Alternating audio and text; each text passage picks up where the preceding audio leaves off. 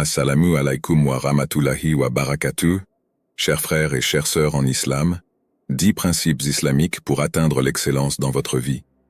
Imaginez un instant vivre votre existence en sachant que chaque épreuve, chaque difficulté, est une opportunité qu'Allah place sur votre chemin pour vous élever. Imaginez que les enseignements de l'islam vous offrent les clés pour exceller, non seulement dans votre foi, mais aussi dans votre quotidien, dans votre travail et dans vos relations. Aujourd'hui, découvrons ensemble 10 principes islamiques qui peuvent transformer votre vie et vous rapprocher de l'excellence qu'Allah attend de vous. 1. Brisez les chaînes de vos propres limites. Il existe en chaque être humain un potentiel que seul Allah connaît véritablement. Pourtant, combien d'entre nous se laissent enfermer dans des murs invisibles, édifiés par la peur, le doute et l'habitude? Nous avançons avec précaution, craignant l'échec plus que nous ne désirons la réussite. Mais l'islam nous enseigne que nos limites ne sont que des illusions, que chaque pas accompli dans l'effort est une ascension vers la lumière. Allah, dans sa sagesse infinie, nous rappelle que nous avons été créés avec une force insoupçonnée, une force qui ne demande qu'à être éveillée. Et quant à ceux qui luttent pour notre cause, nous les guiderons certes sur nos sentiers. Allah est en vérité avec les bienfaisants. Coran 29:69. L'effort est une clé qui ouvre des portes que nous pensions scellées. Pensez aux compagnons du prophète, paix et bénédiction sur lui. Ces hommes et ces femmes qui ont transformé leur destin non pas par facilité mais par leur persévérance. Leur foi était leur moteur, leur courage leur boussole. Ils ont osé rêver plus grand, apprendre davantage, repousser les limites de leur compréhension et de leur endurance. La vraie barrière n'est jamais le manque de capacité, mais le manque de volonté. Regardez votre propre vie. Combien de fois avez-vous renoncé avant même d'avoir essayé? Combien de fois avez-vous laissé le doute voler vos ambitions? Allah vous a doté d'une intelligence, d'une capacité d'adaptation, d'une force qui ne demande qu'à être mise à l'épreuve. Chaque jour est une opportunité d'élargir vos horizons, d'apprendre une nouvelle compétence, de vous perfectionner dans votre domaine. Ne vous contentez pas de ce que vous connaissez déjà. Ne vous enfermez pas dans une routine qui vous prive de votre véritable potentiel. Partez à la conquête de ce que vous ignorez encore. Allez plus loin dans votre savoir, dans vos actions, dans votre foi. Parce qu'en vérité, ceux qui dépassent leurs propres limites découvrent qu'ils étaient capables de bien plus qu'ils ne l'imaginaient. Allah est avec ceux qui avancent, qui tentent, qui osent. Alors aujourd'hui, faites ce premier pas hors de votre zone de confort et laissez-le vous guider vers des sommets que vous pensiez inaccessibles. L'engagement total, une preuve de foi. Lorsque vous entreprenez une action quelle qu'elle soit, faites-le comme si c'était votre dernière opportunité de prouver votre gratitude envers Allah. Chaque tâche, chaque engagement, chaque responsabilité que vous assumez est un miroir de votre sincérité. Dans un monde où beaucoup recherchent la facilité et la rapidité, l'islam nous enseigne une autre voie, celle de l'excellence, du dévouement et de la patience. Et dit: œuvrez, car Allah verra votre œuvre de même que son messager et les croyants. Coran 905. Votre travail, qu'il soit physique ou intellectuel, votre implication dans vos études ou dans l'éducation de vos enfants, votre attention portée aux relations familiales. Tout cela est observé, non seulement par les hommes, mais surtout par celui qui voit l'invisible. Rien de ce que vous faites avec sincérité ne passe inaperçu. Chaque effort accompli dans l'ombre est connu d'Allah. Chaque instant où vous persévérez alors que vous auriez pu abandonner est écrit dans votre balance des bonnes actions. L'engagement véritable ne consiste pas seulement à bien faire, mais à faire avec amour, avec foi, avec cette conscience profonde que chaque tâche, aussi minime soit-elle, peut être un acte d'adoration. Il ne s'agit pas seulement de travailler dur, mais de travailler avec intention, en donnant le meilleur de soi-même pour le plaisir d'Allah. Regardez les prophètes, regardez les hommes pieux qui nous ont précédés. Aucun d'eux n'a vécu dans la négligence ou la médiocrité. Ils ont bâti, enseigné, guidé, avec une constance et un sérieux qui leur ont permis de marquer l'histoire. Le prophète Muhammad, paix et bénédiction sur lui, était lui-même un exemple parfait d'implication et d'excellence. Il ne laissait rien au hasard. Il s'investissait pleinement dans chaque mission, chaque parole, chaque acte. Demandez-vous aujourd'hui, suis-je pleinement engagé dans ce que je fais? Ou bien laissez-vous la distraction, la paresse ou la fatigue altérer votre dévouement? Si Allah vous a confié une responsabilité, c'est qu'il sait que vous avez la capacité de l'accomplir avec excellence. Alors, quel que soit votre domaine, faites-le avec tout votre cœur, car un acte accompli avec sérieux et sincérité devient une lumière qui éclaire votre chemin vers lui. L'intégrité, la lumière qui guide le croyant. Dans un monde où les principes semblent parfois malléables, où la vérité est souvent tordue pour convenir aux désirs de l'instant, l'islam nous rappelle une règle inébranlable. Restez fidèles à vos valeurs, quelles que soient les circonstances. Car en vérité, l'honneur d'un homme ne réside pas dans ses possessions, ni dans sa renommée, mais dans sa droiture. Ô vous qui avez cru, craignez Allah et soyez avec les véridiques. Coran 9:119. La vérité, la justice et l'intégrité sont des piliers de la foi. Rester fidèle à ces valeurs signifie refuser le mensonge, même lorsqu'il semble ouvrir la voie au succès. C'est repousser l'injustice, même lorsque cela pourrait vous avantager. C'est être constant, même lorsque personne ne vous observe. Car en réalité, Allah voit tout. L'histoire nous enseigne que ceux qui bâtissent leur vie sur des fondations solides d'honnêteté et de droiture ne sont jamais ébranlés, même lorsque les tempêtes du monde les frappent. Regardez le prophète Youssouf, paix sur lui, tenté par le pouvoir et le désir, mais qui a choisi la dignité et la patience. Regardez le prophète Muhammad, paix et bénédiction sur lui, surnommé Al-Amin, le digne de confiance bien avant d'être reconnu comme messager. Demandez-vous aujourd'hui, mes choix reflètent-ils réellement mes croyances? Ou bien laissez-vous les pressions du monde déformer la pureté de votre cœur? La véritable réussite ne se mesure pas aux richesses accumulées, mais à la tranquillité de l'âme. Celui qui dort avec une conscience pure possède un trésor que nul ne peut lui enlever. Alors, quoi qu'il arrive, restez ferme sur vos principes. La vérité peut parfois sembler difficile, mais elle finit toujours par triompher. Car au jour du jugement, ce ne sont ni nos ambitions ni nos réussites matérielles qui pèseront dans la balance, mais la fidélité avec laquelle nous avons tenu notre engagement envers Allah. L'unité de l'Oumma, une force inébranlable. Un seul grain de sable peut sembler insignifiant, mais des milliers de grains réunis forment un désert majestueux. Une seule goutte d'eau est fragile, mais ensemble, elle façonne les océans. Ainsi est l'Oumma, une communauté où chaque croyant est un pilier, un maillon d'une chaîne qui ne peut être brisée que si nous laissons la division s'installer. Les croyants et les croyantes sont alliés les uns des autres. Ils commandent le convenable, interdisent le blâmable, accomplissent la prière, donnent la zakat et obéissent à Allah et à son messager. Voilà ceux auxquels Allah fera miséricorde, car Allah est puissant et sage. Coran 9:71. Notre foi n'est pas une foi solitaire, elle est un lien, une responsabilité partagée. Lorsque l'un souffre, tous souffrent. Lorsque l'un s'élève, tous s'élèvent. Imaginez une maison où chaque brique est essentielle pour maintenir la solidité de l'ensemble. Si une seule brique faiblit, la structure tout entière est menacée. Renforcer la communauté ne signifie pas accomplir de grands exploits. Cela commence par les gestes simples, un sourire à un frère, une main tendue à une sœur en difficulté, une parole qui apaise un cœur inquiet. Avez-vous déjà ressenti la paix intérieure après avoir aidé quelqu'un sans rien attendre en retour? C'est cela, la beauté de l'entraide en islam. Les compagnons du prophète, paix et bénédiction sur lui, vivaient selon ce principe.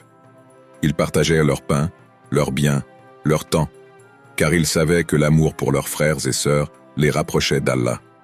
Et vous, que faites-vous pour votre communauté? Votre voisin connaît-il votre bienveillance? Votre entourage ressent-il votre soutien? L'Oumma est une famille tissée par la foi. Aujourd'hui plus que jamais, alors que la division menace, il est de notre devoir de nous unir, de prendre soin les uns des autres et d'être des lumières dans l'obscurité du monde. Soyez une force pour votre communauté, car celui qui donne aux autres se remplit lui-même de la miséricorde d'Allah. Lâchez prise, la clé de la sérénité. Combien de fois avez-vous planifié, espéré, prié, pour finalement voir les choses prendre un chemin différent de celui que vous aviez imaginé? L'être humain s'accroche à ses attentes, croyant qu'il maîtrise son destin. Mais la vérité est ailleurs.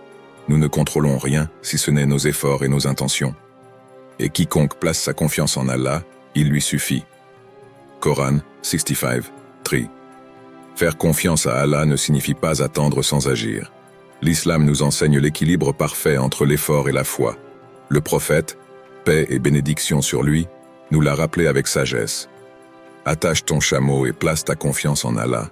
Cela signifie que nous devons tout faire pour réussir, sans pour autant nous attacher aux résultats. Regardez autour de vous. Observez la nature. L'oiseau quitte son nid chaque matin à la recherche de nourriture, sans savoir où il la trouvera. Pourtant il s'envole, confiant qu'Allah pourvoira à ses besoins. Pourquoi alors nous, êtres humains dotés de raison et de foi, doutons-nous parfois du décret divin? Le lâcher-prise est un exercice de foi. C'est accepter que ce que nous désirons n'est pas toujours ce dont nous avons besoin. C'est comprendre que parfois, une porte qui se ferme nous évite un mal invisible. C'est savoir que derrière chaque épreuve se cache une sagesse que notre cœur ne perçoit pas encore. Avez-vous déjà vécu une situation où, après des mois ou des années, vous avez réalisé qu'un échec apparent était en réalité une bénédiction? C'est cela, la beauté du plan divin. Ce que nous voyons comme une perte peut être une protection. Ce que nous vivons comme une attente peut être une préparation. Alors aujourd'hui, faites ce que vous avez à faire. Travaillez, priez, avancez avec conviction. Mais lorsque vous avez donné le meilleur de vous-même, relâchez cette pression intérieure et dites « Hasbunallahu wa nima al-wakil » Allah me suffit, il est mon meilleur garant. Car en fin de compte, celui qui confie son cœur à Allah ne connaîtra jamais le désespoir. Utilisez votre temps avec sagesse. Le temps est une ressource précieuse, mais souvent sous-estimée. Nous le gaspillons dans des distractions futiles, oubliant qu'il est un bien qui ne revient jamais. Chaque seconde qui s'écoule est un pas vers notre destinée, et il nous appartient de décider si ce pas nous rapproche ou nous éloigne de l'agrément d'Allah. L'être humain a tendance à vivre comme s'il était éternel, repoussant toujours au lendemain ce qui devrait être fait aujourd'hui. Pourtant, la vie est éphémère. Nos jours sont comptés, et chaque instant perdu est un instant qui ne reviendra pas, comme le rappelle ce passage du Coran. Par le temps, l'homme est certes en perdition, sauf ceux qui croient et accomplissent de bonnes œuvres, s'enjoignent mutuellement la vérité et s'enjoignent mutuellement l'endurance. Sourate Al-Asr 103, 1-3. Ce verset est un puissant rappel. Sans une gestion consciente de notre temps, nous courons à notre propre perte. Le prophète, paix et bénédiction sur lui, nous a avertis de 5 choses à valoriser avant qu'elles ne disparaissent. La jeunesse avant la vieillesse. Lorsque la vigueur est encore là, c'est le moment idéal pour servir Allah et faire du bien autour de soi. La santé avant la maladie. Tant que notre corps nous obéit, utilisons-le pour prier, jeûner et aider les autres. La richesse avant la pauvreté. L'argent que nous possédons aujourd'hui peut être une bénédiction s'il est dépensé dans la cause d'Allah. Le temps libre avant l'occupation. Trop souvent, nous réalisons la valeur du temps libre lorsqu'il est trop tard, pris dans le tourbillon des responsabilités. La vie avant la mort, c'est maintenant que nous avons l'opportunité d'agir, car une fois dans la tombe, nos actions seront scellées. Utiliser son temps avec sagesse, c'est aligner ses actions sur ce qui a du poids devant Allah. C'est éviter les regrets du jour du jugement, où chacun voudra revenir sur terre ne serait-ce qu'un instant pour accomplir une bonne action de plus. Alors, à toi qui lis ces lignes, pose-toi la question, comment peux-tu, dès aujourd'hui, rendre chaque minute précieuse? 7. Ayez une éthique de travail exemplaire. Le travail est bien plus qu'un simple moyen de subsistance, il est une forme d'adoration lorsqu'il est accompli avec sincérité et droiture. Chaque tâche que nous entreprenons peut devenir une offrande à Allah, pourvu qu'elle soit exécutée avec intégrité et engagement. Qu'il s'agisse d'étudier, de travailler dans un bureau ou de diriger une entreprise, chaque effort sincère nous rapproche de notre Créateur. Dans le Coran, Allah nous rappelle « Et dit, agissez.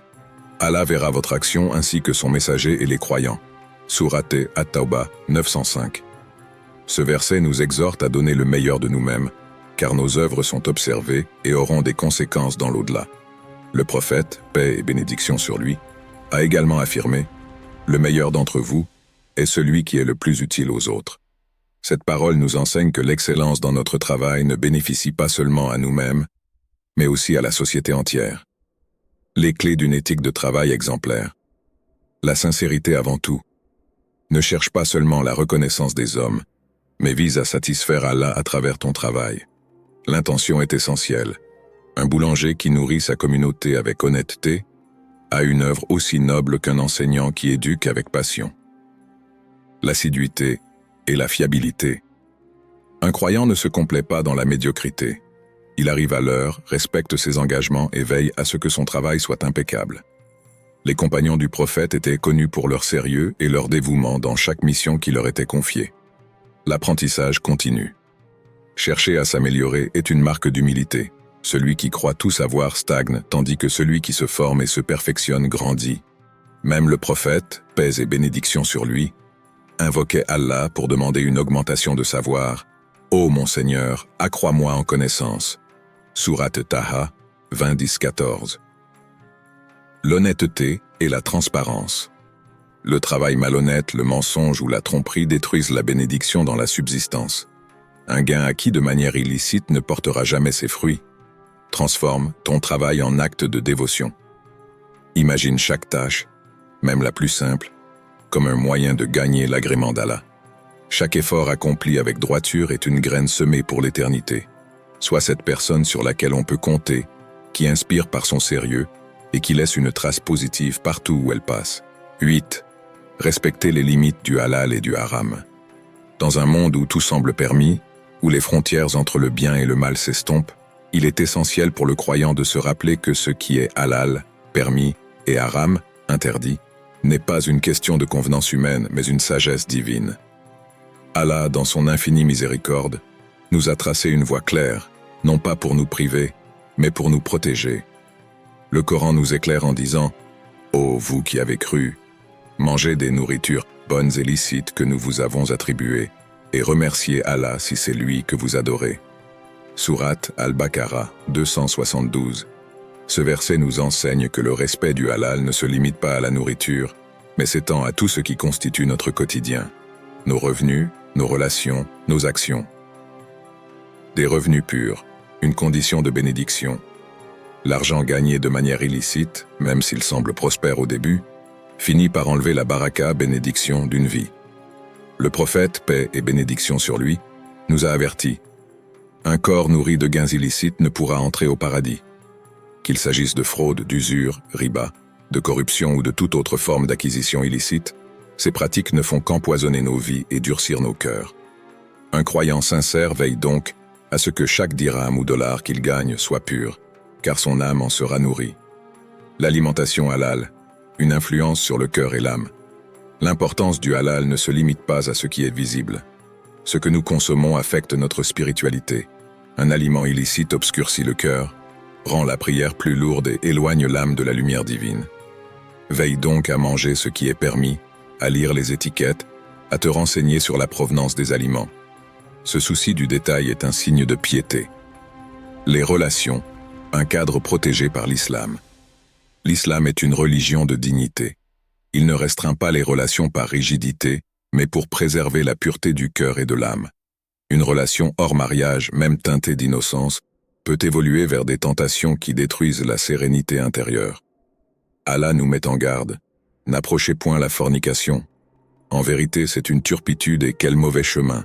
Sourate Al-Isra, 17-32. Ce commandement ne vise pas seulement l'acte, mais tout ce qui y mène. Les regards insistants, les conversations ambiguës, les relations sans cadre clair. Faire du halal une discipline et une source de paix. Suivre les limites posées par l'islam n'est pas une contrainte, mais une libération. C'est choisir une vie où l'âme est en paix, où la conscience est légère, où chaque acte est en harmonie avec la volonté d'Allah. Le haram peut sembler attrayant à court terme, mais il laisse toujours une marque, un vide intérieur, une culpabilité sourde, une perte de repère. Le halal, en revanche, même s'il demande parfois des sacrifices, finit toujours par apporter la tranquillité et la bénédiction. Alors, fais le choix du halal non pas par obligation, mais par amour pour celui qui sait ce qui est le meilleur pour toi. Cultiver une moralité exemplaire. Dans un monde où les valeurs sont souvent reléguées au second plan, où l'ego et l'individualisme dominent, cultiver une moralité exemplaire est un acte de résistance spirituelle.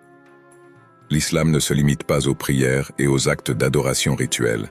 Il est aussi et surtout une éthique de vie, un comportement qui reflète notre lien avec Allah.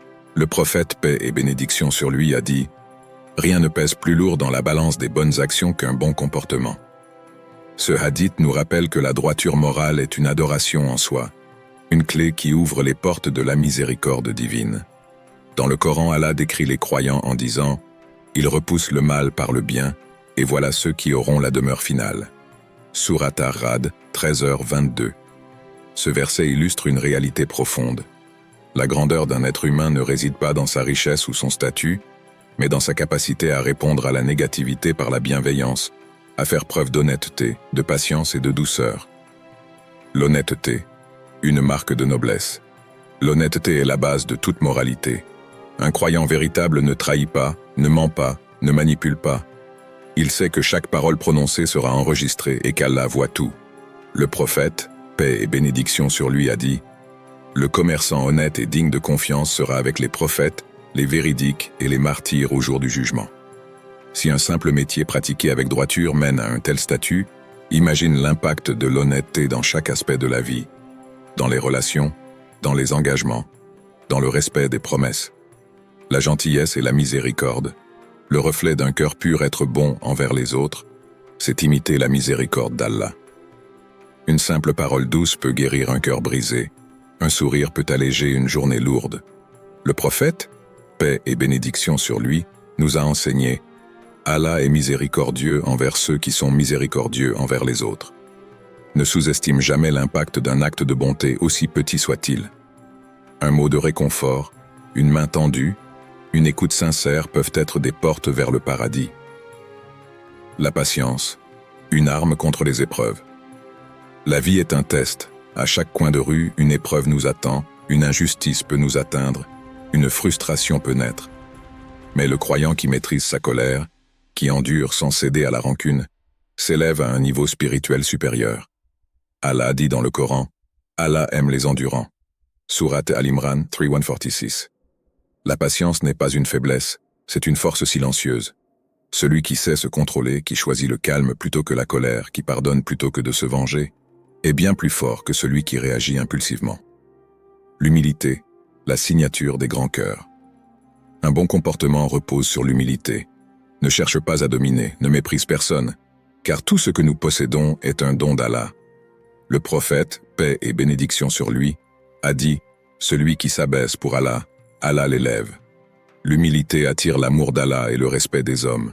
Une personne humble n'a pas besoin de prouver sa valeur par l'arrogance. Elle brille naturellement par sa noblesse d'âme. Construire. Une moralité qui rapproche d'Allah. Une personne au bon comportement devient un phare dans l'obscurité. Elle inspire, elle apaise, elle attire les cœurs vers le bien. La vraie beauté d'un croyant ne réside pas dans son apparence, mais dans la lumière de son caractère. Sois ce croyant dont les paroles élèvent, dont la présence apaise, dont les actions rappellent l'amour d'Allah. 10. Pratiquer la gratitude au quotidien. La gratitude est une lumière qui éclaire le cœur et un remède contre l'insatisfaction. Dans un monde où tout pousse à vouloir plus, à désirer ce que l'on n'a pas, il est facile d'oublier les innombrables bienfaits qu'Allah nous accorde chaque jour. Pourtant, la clé du contentement ne réside pas dans l'accumulation, mais dans la reconnaissance de ce que l'on possède déjà. Allah nous rappelle dans le Coran « Si vous êtes reconnaissant, très certainement j'augmenterai mes bienfaits pour vous, mais si vous êtes ingrat, mon châtiment sera terrible. » Sourate Ibrahim 14:7. Ce verset nous enseigne une vérité profonde. La gratitude est une porte vers encore plus de bénédictions, tandis que l'ingratitude nous prive de la paix intérieure. Voir les bienfaits invisibles. Nous avons tendance à ne voir que ce qui nous manque et à oublier tout ce que nous avons déjà. Respirer sans difficulté, voir la lumière du jour, entendre le rire d'un proche, avoir un toit sous lequel dormir. Ces choses simples, que nous prenons pour acquises, sont en réalité des trésors. Le prophète, paix et bénédiction sur lui, a dit « Celui qui commence sa journée en sécurité parmi les siens, en bonne santé et avec de quoi se nourrir pour la journée, c'est comme si le monde entier lui avait été donné. » Combien de fois nous plaignons-nous pour des choses insignifiantes, alors que d'autres prient simplement pour avoir une seule de nos bénédictions? La gratitude. Comme source de paix. Un cœur reconnaissant est un cœur apaisé. La gratitude détourne notre attention des manques pour la tourner vers l'abondance. Au lieu de s'inquiéter pour l'avenir, elle nous permet d'apprécier le présent. La tristesse vient souvent de la comparaison. Regarder ce que les autres possèdent, envier leur succès, se sentir inférieur.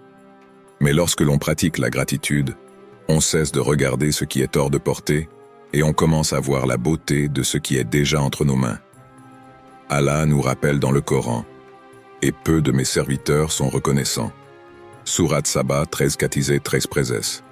Soyons donc de ceux qui prennent le temps de dire « Alhamdulillah », louange à Allah, pour chaque bienfait, petit ou grand. Remercier Allah à travers nos actions. Être reconnaissant ne signifie pas seulement dire merci avec les lèvres, mais aussi exprimer cette gratitude à travers nos actions. En utilisant nos bénédictions pour faire le bien. Si Allah nous a donné la santé, utilisons-la pour aider les autres. Si nous avons du savoir, partageons-le. Si nous avons des biens, donnons à ceux qui en ont besoin. En restant humble, un cœur reconnaissant ne s'enorgueillit pas de ses réussites, car il sait que tout vient d'Allah. En acceptant les épreuves avec patience, parfois, la plus grande preuve de gratitude est de continuer à faire confiance à Allah, même lorsque tout semble difficile. Remercier les gens. Un acte de gratitude envers Allah.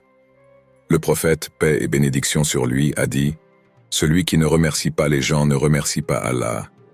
Apprenons à exprimer notre gratitude à ceux qui nous entourent. Un simple merci sincère peut réchauffer un cœur. L'ingratitude envers les autres mène souvent à l'ingratitude envers Allah. Faire de la gratitude une habitude quotidienne. Imagine un instant, et si, au lieu de nous réveiller en pensant à ce qui nous manque, nous commencions chaque jour par dire « Alhamdulillah » pour 3 choses. Cette simple habitude transformerait notre état d'esprit. La gratitude est un mode de vie, une manière de voir le monde avec des yeux lumineux, même dans l'obscurité. C'est un chemin vers la sérénité, une clé qui ouvre les portes des bénédictions infinies d'Allah. Alors, dès aujourd'hui, faisons un choix. Au lieu de nous concentrer sur ce que nous n'avons pas, regardons tout ce qu'Allah nous a déjà donné. Et disons Alhamdulillah. Ô Allah, accorde-nous la sagesse d'appliquer ces enseignements dans nos vies.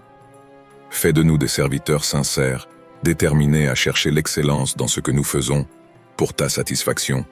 Aide-nous à être une lumière pour notre communauté, à œuvrer avec droiture et à cultiver un cœur reconnaissant. Guide-nous sur le droit chemin et fais que nos actions nous rapprochent de toi. Amin.